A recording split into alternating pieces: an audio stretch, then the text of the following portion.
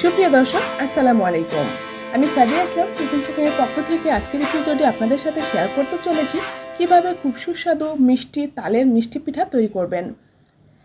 একেবারে পারফেক্ট ও সুস্বাদু তালের মিষ্টি পিঠা কিভাবে তৈরি করতে হয় বা রুটিও বলতে পারেন, সেটা আমি আপনাদের সাথে শেয়ার করতে চলেছি।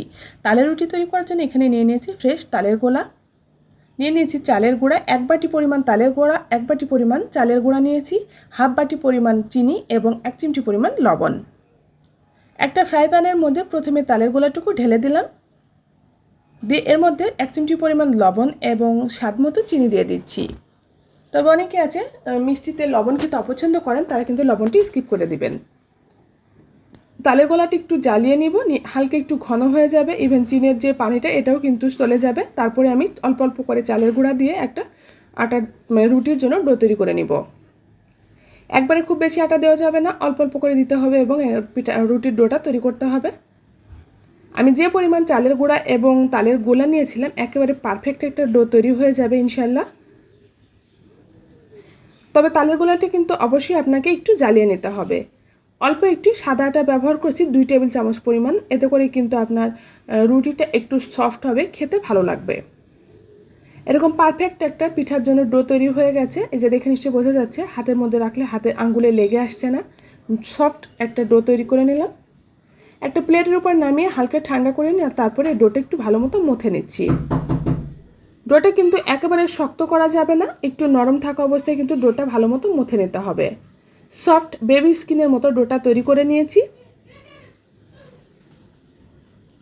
এবার এখান থেকে অল্প অল্প করে ডো নিয়ে আমি রুটিগুলো বেলে নিব। তালের রুটি তৈরি করতে কিন্তু একদমই ঝামেলা নেই, যদি আপনি পারফেক্টভাবে তৈরি করতে পারেন। সুন্দর মতো ডোটা তৈরি করে নিলে কিন্তু রুটি একদম সহজেই তৈরি হয়ে যাবে।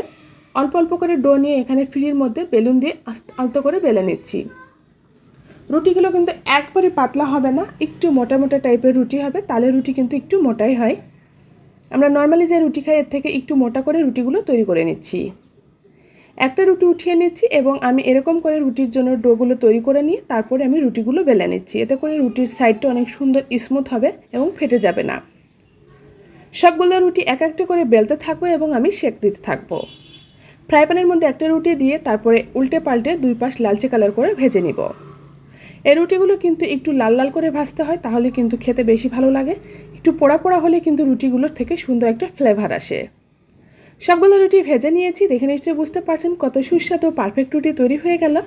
এগুলো কিন্তু দেখেই অনেক লোভ লাগছে, কারণ সাধারণত পারফেক্ট তালের রুটি অনেকেই তৈরি করতে জানে না। আমার রেসিপিটি ফলো করে বাসায় ট্রাই করুন, আশা করছি আপনাদেরও পারফেক্টভাবে রুটি তৈরি হয়ে যাবে।